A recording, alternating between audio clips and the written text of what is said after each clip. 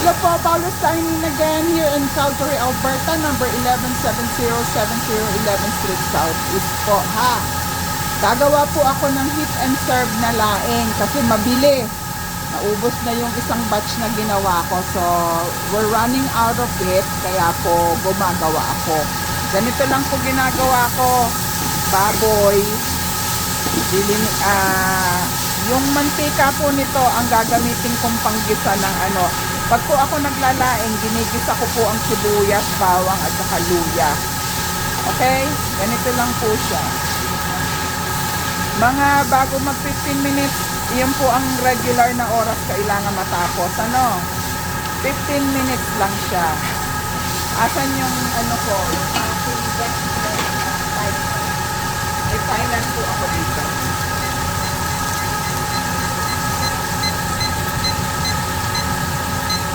Ayan, 15. Ready. 15 minutes ha. O, ayan. Medyo nagmamantika na siya kasi pork belly po ginamit ko eh. I didn't put anything, basta ito po yung ano lang. Tapos igigisa ko na po yung aming luya. Sa amin po ganito kami magluto ha. Ewan ko lang sa inyo. Basta ganyan kami. Kung sa inyo po iba, pasensya na po. Hindi ko po sinasaklawan ng sa inyo. Pero ganito po ang sa amin. Okay?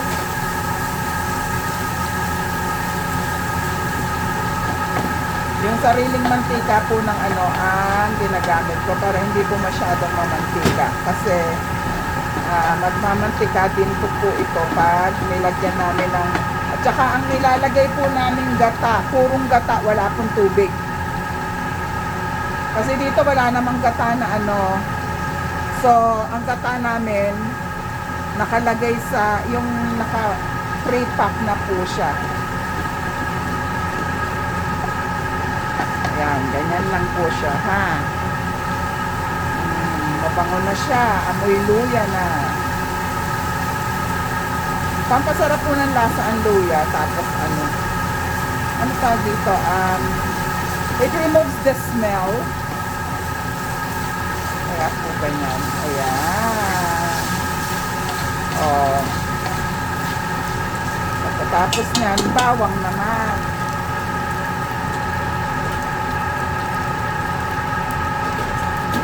Basta po sa amin, mga ganyan po yung ano namin. Eugene, bawang paki-grind ka ha.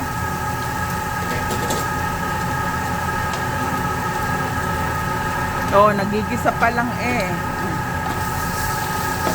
I think the 15 minutes will not do it kasi pinakuloan ko na po ito eh. Pinakuloan mo na. Pag pinakuloan mo na siya, hindi na ganun katagal. Ano ba yun? Yung dahon ng ano? Oh, medyo padidilawin nyo po yung ano, yung garlic niya. Ayan. Pag medyo mabango na yung amoy ng garlic, sama mo ulit. Ang bango pag naamoy nyo. Oh. Hina-hina ng apoy at baka masunog, kaawa na.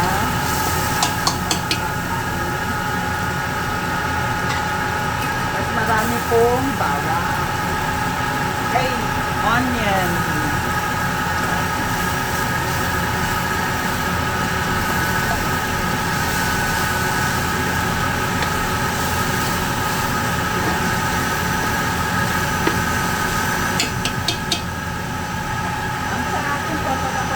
Luto, sinasate ko ng lahat ilalagay ko. Tapos meron po kaming alamang na inilalagay. Sa inyo hindi ko alam kung paano, pero sa amin po ganito kami magluto ha. Okay, dahil marami po yun, hindi po kasi ko nag-aasin dito sa ano eh, yung alamang ang ginagamit ko. Kaya po special ang pagkain ng Paulo, hindi tinitipid.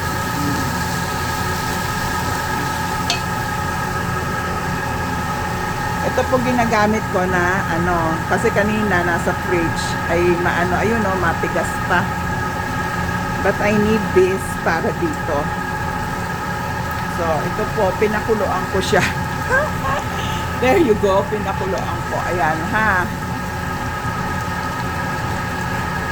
Ay, ang gulo. Ang gulo ng camera. Pasensya na.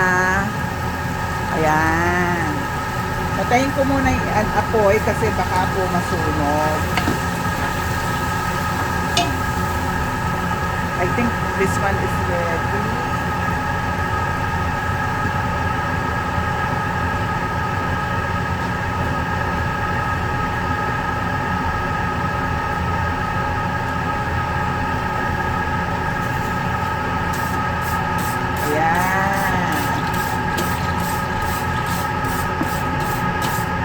Dalawang ano po yan, ito po yung sinasabi ko, nag-ano siya nagtawag dito, nagbubuo siya pag malamig, galing po kasi sa fridge. So, dalawa pong ganito ilalagay ko. It might be more than 2, so titingnan po natin, ha. Ito lang po ang tubig namin, wala nang ibang tubig, hindi po ako gumagamit ng galing sa tripo kasi para hindi mas masarap ang lasa.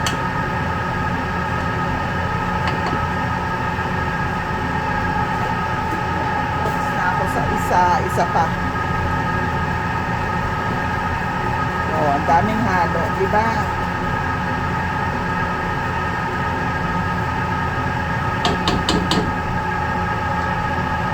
Nine minutes pa.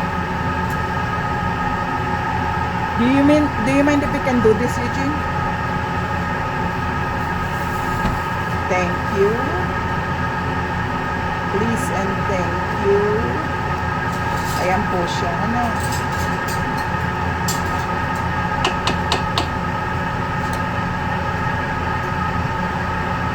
Yan. Kuwain mo lang.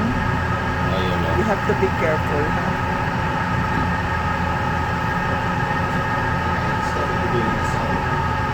Oh, the inasal yan. I'm sorry.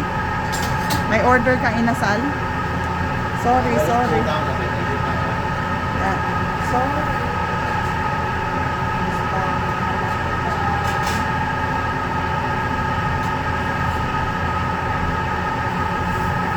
Istorbo ko na naman ang aking anak. Siya po yung kapartner ko sa business. Napagtagal siya na po may-ari, hindi na po ako. Piniprepare ko lang po sa kanya. Gano'n naman po mga magulang. O, edi pagtanda ko, pag libre na pagkain ko, lahat, libre, edi mas maganda. Pwede na akong ma-content sa buhay.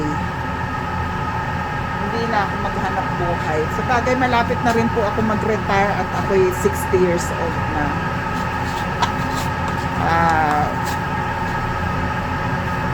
Kasi 60 ko pa lang po, pero I'm planning, but we will see. Gusto ko po pag nag-retire, yung wala nang iniisip, yung bang talagang pahinga ka na, hindi ka na yung may stress lang kung ano, saan pa ako kukuha ng mga pambili ng ganito. Pag tumanda na po kayo, hindi na po kayo kaya po ngayon, iniunti-unti namin. Kapag kami ay merong bibilin or what, puro pangalan na po ng anak ko, hindi ko na po pangalan. Pag yung mga malalaking bilihin, nag-guide na lang po ako sa kanila. Lalo na dun sa anak ko na YouTube. Kasi siya naman po ang mamamahala ng lahat ng bagay. Tinetrain ko lang siya. Ayan, ganyan siya. Masarap na yan. Tikman ko nga. Ayan. Lagyan po natin ng paminta at palasa.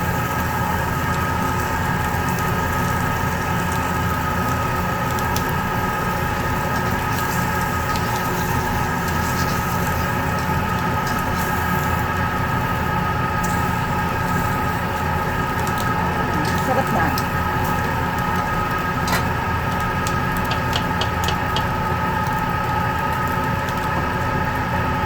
O, 5 minutes pa.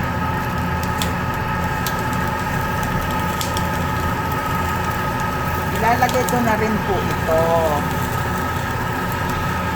Hiniwa-hiwa ko na rin siya. May nabibili po kasi rito na, asan ba yun? Na ganito na. Ayan o. Fiesta Pinoy na taro leaves dried po siya. So, ito po yung binili namin. Kasi ang daming naghahanap. O, ayan. I think I should put one more of the gata kasi masarap po may konting sabaw para magmantika. Normally po minsan para magmantika, minsan hindi siya lumalabas masyado. But I need more. Meron po nabibili dito na coconut oil. I usually put that one then. Para siyang cooking oil pero coconut po siya. Ayan. So, lalagyan ko po siya ng coconut oil. Virgin coconut oil. Ayan. Halo-halo lang ng konti-konti. I don't think that one can make it. We will see. 4 minutes pa eh. Oh.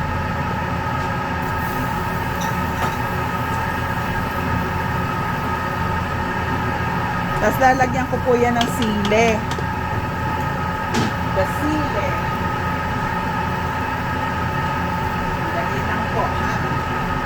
We have to put sili.